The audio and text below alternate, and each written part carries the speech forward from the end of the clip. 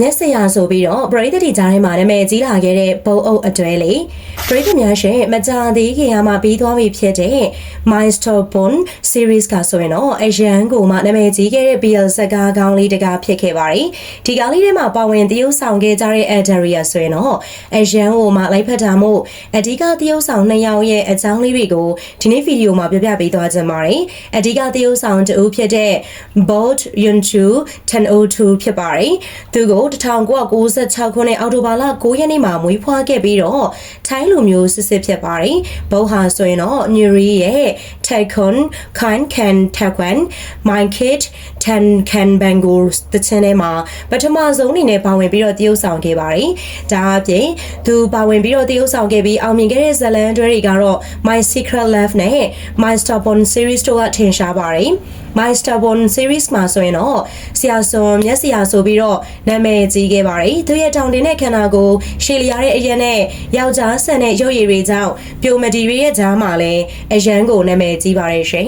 မိမိုင်းနေတဲ့ fashion တွေကြောင့်လည်းပရိသတ်တီကြားမှာရေပန်းစားပြီးတော့ချစ်ခင်မှုကိုရရှိနေပါတယ်နောက်ထပ်အဓိကဇက်ဆောင်တူကတော့Old Persarkon Sarathana ဖြစ်ပြီးတော့1995ခုနှစ်ဖေဖော်ဝါရီလ9ရက်နေ့မှာဆိုရင်မွေးဖွားခဲ့တာပါ Thammasat University ကနေပြီးတော့ဘွဲ့ရရှိခဲ့ပြီးသူက10နှစ်ကျော်ကြာတရုပ်ဆောင်လောကမှာရည်တည်နေပြီးတော့ရုပ်ရှင်ဇာတ်လမ်းတွေနဲ့ဒေဂီတာဗီဒီယိုတွေမှာပါဝင်တရုပ်ဆောင်ခဲ့ပါတယ်တရုပ်ဆောင်လုပ်ငန်းအပြင် Volleyball အားကစားကိုဝါသနာပါပြီးတော့ Thammasat University နဲ့ Paris Sunshine Club တို့မှာပါဝင်ပြီးတော့ကစားခဲ့ပူပါတယ်တဲ့လက်ရှိမှာလည်းကိုပိုင်စီးပွားရေးကိုလောက်ကင်နေတဲ့သူတူဖြစ်ပါတယ်။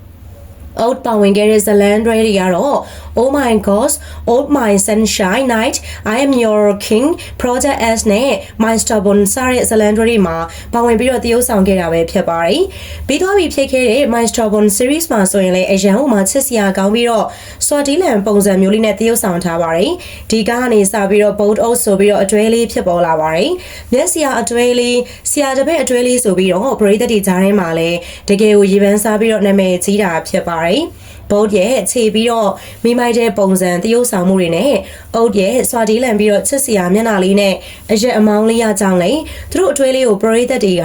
အချစ်ပိုးရတာဖြစ်ပါတယ်ပြီးတော့ Bold Oat အတွဲ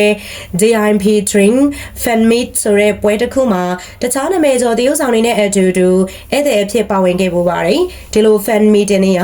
ပရိသတ်တွေနဲ့ဓာတ်ရိုက်ထိတွေ့ခွင့်ရပြီးတော့အမတ်တရားတဲ့ပုံတွေရိုက်တာဂိမ်းကစားတာတွေလက်မှတ်ရေးထိုးတာတွေလည်းပြုလုပ်ကြပါတယ်ဒီကားကိုမကြည့်ဘူးတဲ့သူတွေအတွက်မျက်စရာအတွဲဆိုပြီးတော့ဘာလို့ခေါ်လဲသိကြတယ်ဆိုရင်တော့ဒီဇလန်တွဲလေးကိုကြည့်ဖို့အကြံပေးကြပါတယ်ပညာမျိုးစုံရပြီးတော့စောင့်ကြည့်ရမယ်စောင့်ကြိုက်ပြီးတော့ကြည့်ရမယ် romantic ဆန်တဲ့ကားလေးမို့လက်မလွတ်သင့်ပါဘူးเนาะဒီဇလန်တွဲနဲ့ပတ်သက်ပြီးတော့လေ promotion ပွဲတွေနဲ့အထူးတွဲဆောင်ပွဲတွေပြုလုပ်ခဲ့ကြပါတယ်ဒါအပြင်ဇာတ်ကားထဲမှာရောလက်တွေ့ဘဝမှာပါအရန်ဟိုမှာ chemistry မိပြီးတော့ကျင်နာကြတာမို့ချစ်စရာကောင်းတဲ့အတွဲလေးအဖြစ်တည်ရှိနေကြဆဲပဲဖြစ်ပါတယ်ရှင်